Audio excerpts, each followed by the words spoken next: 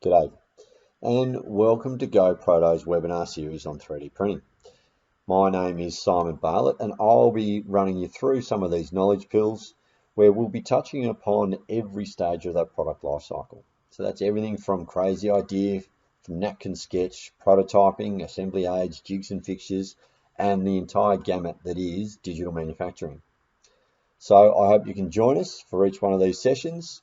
And if any questions that arise from any of these, any of the content that you see, or if you have any projects that you'd like to discuss, feel free to reach out to myself or the team at GoProto. And with that out of the way, and without any further ado, let's see what topics we'll be going through this week. Welcome to our first session. So today what we'll be going through is we're going to utilize the principles of lean thinking, and we're going to apply it to 3D print. So what we would like to do is to transform 3D printing and shift it into the realm of manufacturing. And to do that, we really need to drill down and review the process itself. So why do we do this? Well, we know that, look, early adopters to 3D print did make some pretty bold claims, and it was an idealistic notion to think that 3D printing was actually going to replace a lot of our more traditional manufacturing processes. But when we really crunched the numbers, to do a technology swap out, let's say from injection molding to 3D print, the numbers really didn't stack up. So when we were trying to replace like for like, it didn't make economic sense. So to potentially move 3D print into manufacturing, we need to look beyond the printer. Okay, we need to embrace it as a technology and change the way that we view manufacturing for it to become lean additive manufacturing. Okay, so just before we jump in and start to talk about all things 3D print, I thought I'd take a little bit of time just to talk about lean and the lean principles. The first thing where we start is to define value. What is of value to our customer? And how do we add value?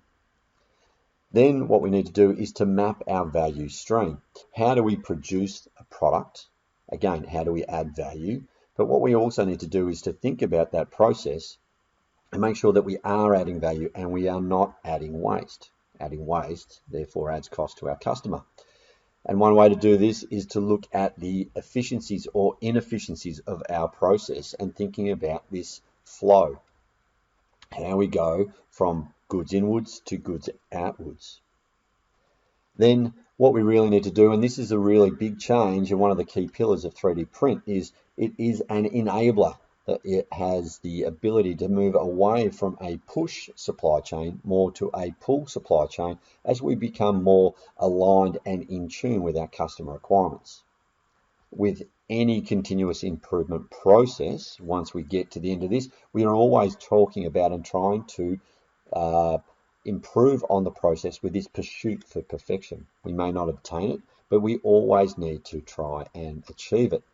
So really, the philosophy behind lean is it's about providing a perfect value to the customer through a perfect value creation process that has zero waste. Let's move on to our agenda for today. First thing that we're going to do is, under our understanding of the lean principles, is to map that value stream and understand the cost drivers with respect to 3D print. Then what we're going to do is we're going to look at the process itself, break that process down and look at areas where we could add value and potentially areas where we may be contributing to waste. Let's move on now and understand a little bit more about these printing cost drivers and potential areas for waste and improvement. So now let's dive into and have a look at the piece costs in relation to 3D print. So the first thing which we need to look at is the material costs. What are the materials which are consumed in actually manufacturing the part? Then we can look at things like depreciation of the capital equipment and what is attributed to the part cost during the build time. The consumables, the byproducts of the printing process. Then we can also look at the labor component. So this is the value add and the non-value add when looking at printing. And the last area that we look at too is the risk That's the risk of the build failure or the part failure, which could be based around geometry or the printer itself. But really what we need to do when we drill down in relation to lean manufacturing is we're going to look at the labour component. Why? Because this is the area which we have most control over when we're looking at trying to eliminate waste. You'll see a majority of the other components or constituents of this pie chart are actually fixed. So this is where we're going to find our greatest opportunities for improvement and trying to align our costs with our workflow and our customer requirements. Okay, so we've already now started to map our value stream. And so we've started to see that we need to focus on our manufacturing process itself to drive the best cost. Let's take into account and have a look at, when we talk about lean, the different types of waste. So on the right hand side, we're showing here a fairly typical manufacturing production line. What are the 8 different types of waste that we can see? So one is non-utilised talent. Have we got the right people for the job? Are we getting the most out of the people that we have? The extra processing. Are we doing multiple versions of the same task? Is our process designed as efficiently as possible? Overproduction. Do we have alignment with our customer requirements? How many parts that they actually need? Then this inventory excess. Are we actually producing it in time with their requirements as well to eliminate things like warehousing? Motion waste. Are our production processes aligned in that we can move from point A to point B as efficiently as possible? And defects. We know that most production processes, we try to minimize the number of defective parts which we manufacture. Now, the waiting time, again, this comes back looking at trying to generate and improve on flow and efficiency to make sure that every stage of our production process has this continuous flow. And then transportation. Moving from point A to point B to point C to the hands of our customer, making sure we minimize our touch points, because at every touch point, we're adding not only risk, but we're also adding cost. Now, to give you an example of a very efficient lean process, we're going to go to the world of motorsport, and in particular to Formula One. The team from Red Bull last year produced a world record in 2019 for a pit stop. We're going to go through and just have a look at this, and bear with me, because if you blink, you will miss it.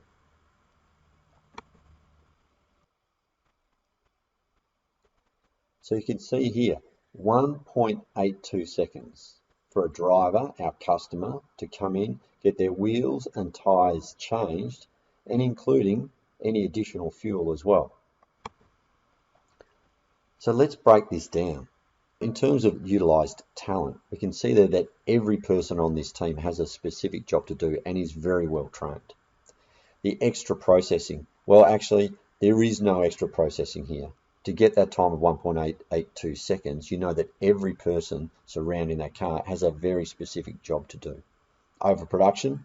Obviously not. We've got 4 tyres coming off, 4 tyres going on. Inventory excess? No, because of course we have created flow around this vehicle to get the driver in and out as quickly as possible. And this brings us on to motion waste. They are working as efficiently as possible. And defects? Well, not in this instance. We've seen that a driver can get in and out of the pit stop of the car garage within 1.82 seconds. No defects, no waiting time, and transportation in this case is very minimal. So this gives you an idea of something which we can maybe strive towards by training our employees and really going through and having a look at our own production process to drive efficiency and flow. So now you have a bit of an idea behind the fundamentals of lean when looking at waste and starting to think about the process. So now let's move on to a 3D printing process and see where we can apply those same principles. What we run along the top here is the pre-print process. So this is going from a CAD file all the way through to effectively sending the part or the CAD file to the printer itself. We go through the various checks. As a designer, we make sure that the file is fit to print. We make sure that the printer has been set up right, has the right materials, it's been calibrated, and we need to make sure that we document each stage of this process too. Maybe we're running to ISO 13485 or 9001.